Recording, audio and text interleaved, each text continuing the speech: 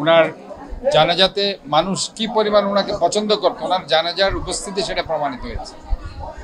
উনি সার্কের স্বপ্নদ্রষ্টা, Iraq Iran যুদ্ধের মধ্যস্থতাকারী।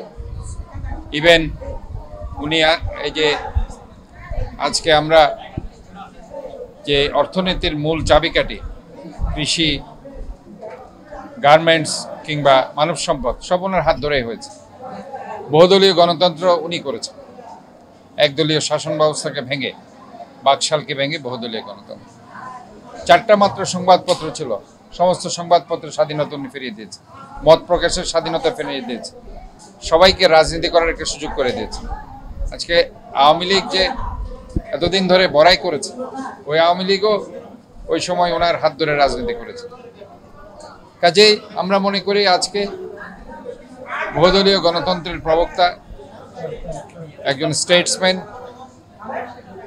এবং উৎপাদনমুখী শিক্ষা ব্যবস্থা এবং রাষ্ট্র ব্যবস্থা এবং অর্থনৈতিক সমৃদ্ধশালী যিনি দেশকে করে দিয়ে গিয়েছেন, যিনি বিশ্বলা পরিকল্পনা 19 দফা কর্মসূচির মধ্যে দিয়ে কৃষকের আইলে আইলে, শ্রমিকের বস্তিতে বস্তিতে রাজনীতিকে এবং অর্থনীতিকে উনি চাঙ্গা করেছেন, সেই বাংলাদেশের স্বপ্নদ্রষ্টা শহীদ রাষ্ট্রপতি জিয়াউর রহমানের আজকে